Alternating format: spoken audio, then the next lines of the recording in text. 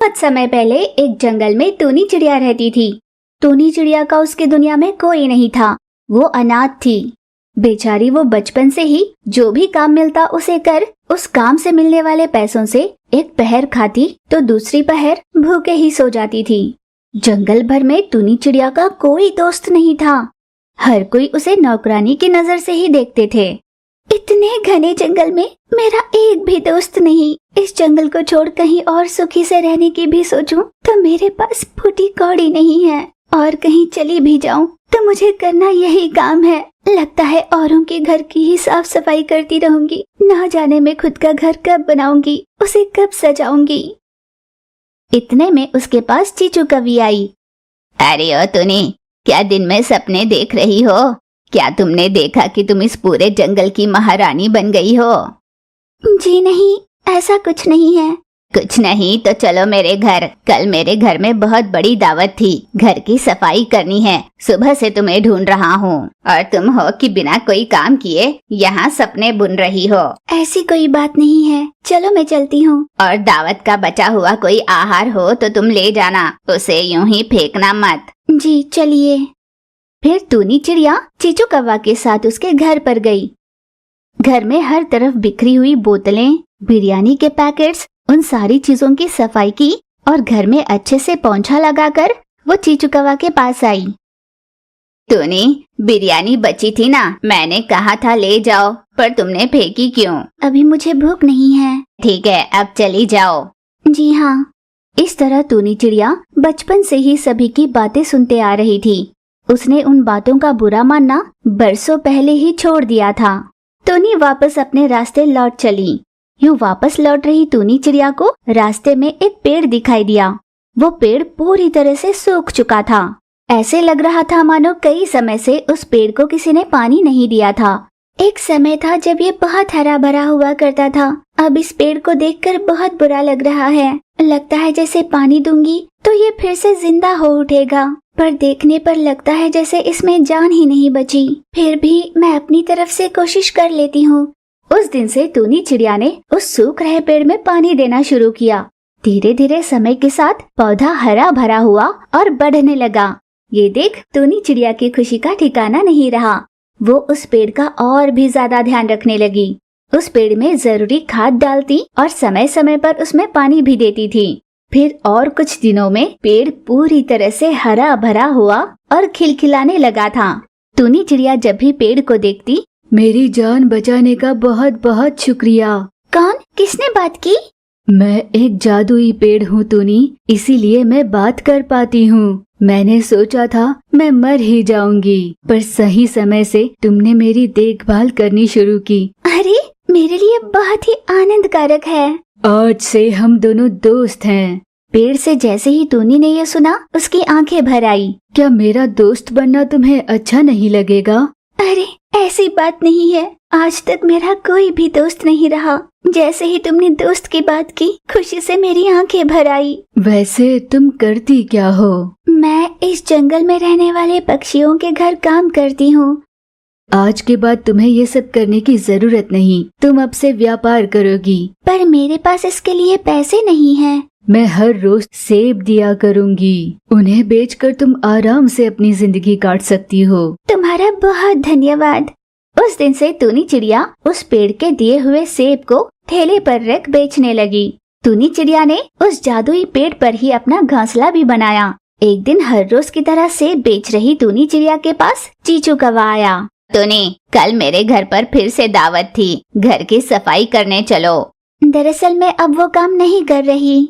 मैंने अपना खुद का व्यापार शुरू किया है। हाँ, अब तुम्हारा भी औधा बढ़ गया है। मैं भी क्या कर सकता हूँ। चीचू कौवा वहाँ से तो चला गया। इस टूनी चिड़िया के पास कुछ दिनों पहले तक तो खाने पीने के लिए भी कुछ नहीं था। अचानक से ये सेब कैसे बेचने लगी? कुछ तो गड़बड़ है। फिर एक दिन चीचू कौवा ने टूनी चिड़िया को बिना पता चले उसका पीछा किया। जादुई पेड़ को उसे सेब देते हुए देखा। उसने ठान लिया कि किसी भी हाल टूनी चिड़िया का व्यापार नष्ट करके ही रहेगा। अगले दिन सुबह सुबह जब टूनी चिड़िया घर से बाहर निकली, पीछे से चीचू कौवा उस जादुई पेड़ के पास गई। अपनी झूठी कहानी बताकर कि वो अनाथ है, उसे बहुत भूख लगी है, जादुई पेड़ को चीचू कौवा पर दया आई। उसने बहुत सारे सेब चीचू कौवा को दिए।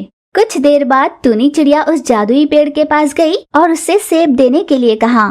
टूनी चिड़िया, तुम जानती हो ना कि मैं दिन में एक ही बार अपना जादू दिखा सकती हूँ। अभी कुछ देर पहले एक बेचारा चीचू कौवा आया था जो बहुत ही मुसीबत में था। वो रो रहा था, इसलिए मैंने सारे सेब उसे दे दिए। उस चीचू ने तुम्हें धोखा दिया है।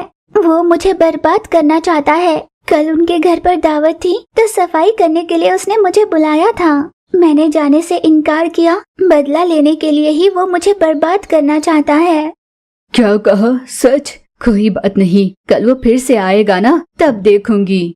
अगले दिन भी चीचू कौवा उस जादुई पेड़ के पास सेब पूछने के लिए आ गया। चीचू का सच जान चुका था, इसलिए उसने अपनी टहनियों से चीचू को पकड़कर उल्टा लटका दिया।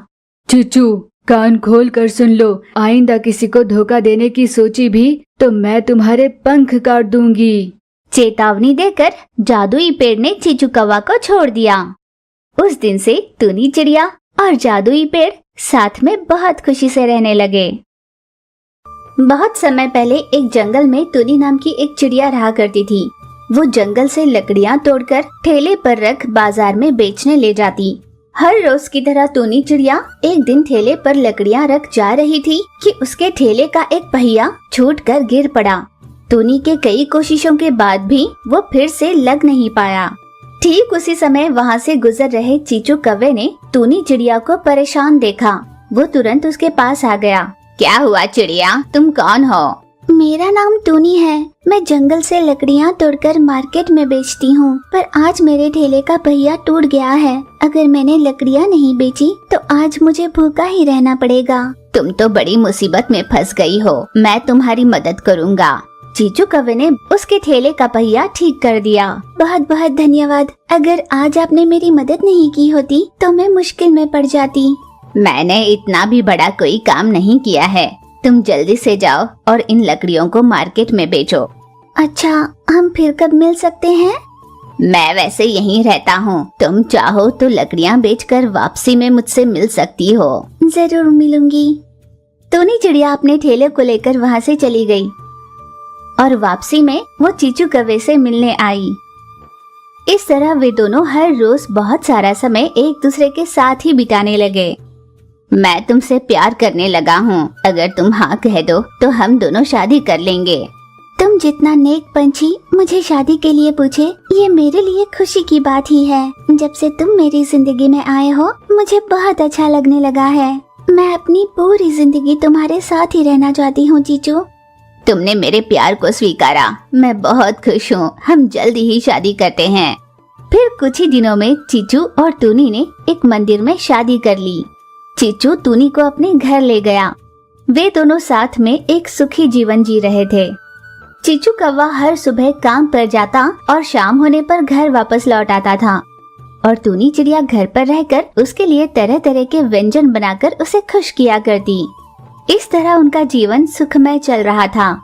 फिर कुछ ही दिनों में एक नन्ही सी चिड़िया ने जन्म लिया, जिसका नाम उन्होंने छुटकी चिड़िया रखा।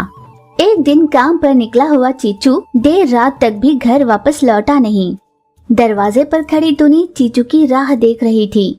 देर रात तक भी जब चीचू घर वापस नहीं लौटा तो उसकी चिंता में टूनी चिड़िया घर से बाहर खुद उसे ढूंढने निकली। उसने देखा किसी और चिड़िया के साथ अपना घर बसाए बैठा है। टूनी से ये देखा नहीं गया और वो अपने घोंसले वापस लौटी। घर पहुंची टूनी चिड़िया यही सोचकर रोए जा रही थी। कुछ देर बाद चीचू घर वापस लौटा। टूनी, क्या हुआ, रो क्यों रही हो? आज मुझे आने में थोड़ी देर हो गई, माफ कर देना। मैंने आज तक यही सोचा कि आप बहुत अच्छे हो, पर आज मैंने आपको किसी और चिड़िया के साथ देखा। चिड़िया, दरअसल वो मैं। चीचू, ये मत कहना कि तुम दोनों के बीच कोई रिश्ता नहीं। मैंने अपनी आंखों से तुम दोनों को देखा है। मुझे और धोखा मत दो। नहीं टूनी, मैंने कभी भी तुम्हें धोखा देने की नहीं सोची। मैं सब कुछ सच बताना चाहता था, पर मैं सच बताने से डर रहा था। डर नहीं, तुम मुझे धोखा देना चाहते थे।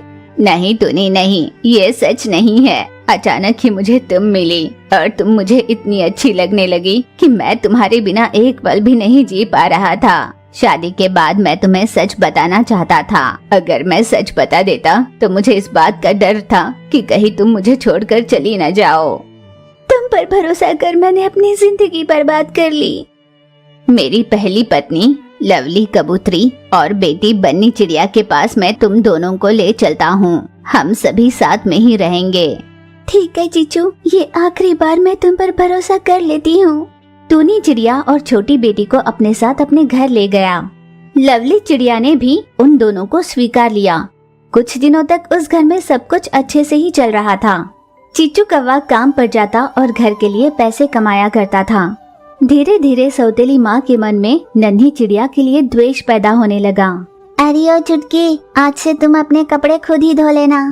पर मुझे तो कपड़े धोना नहीं आता। तो सीख लो। तुम और तुम्हारी माँ क्या हम पर निर्भर होकर जीने के लिए आई हैं यहाँ? बिना कोई काम किए यूँ रोटी तोड़ने में तुम्हें शर्म नहीं आती? बेचारी छुटकू चिड़िया को उसकी बातों का बहुत बुरा लगा। जैसे लवली चिड़िया ने कहा, छुटकी चिड़िया ने सारे काम कर लिए। कल सुबह 4 बजे उठकर नहा धोकर तैयार हो जाना और घर की सारी सफाई कर देना। जब तक मैं उठूं, घर आईने की तरह चमकना चाहिए। अगले सवेरे छुटकी चिड़िया उठकर नहाने के लिए चूल्हे पर नहाने का पानी रखा। तभी लवली चिड़िया वहाँ पर आई। अरे वाह, तुम्हें भला गर्म पानी की क्या जरूरत है? वैसे ही तुम यहाँ पर फोकट में रह रही हो और ऊपर से तुम्हारे नहाने के लिए गर्म पानी का खर्चा अलग से लगेगा। जब टूनी चिड़िया चीचू कौवा से घर पर जो हो रहा है उसके बारे में बताती तो चीचू उससे ये कहकर चुप करा देता कि झूठ मत कहो, क्योंकि लवली चिड़िया ऐसा कर ही नहीं सकती। बेचारी टूनी चिड़िया और छुटकी चिड़िया अपना दर्द किसको सुनाए, ये सोचकर मन ही मन घुटती रही।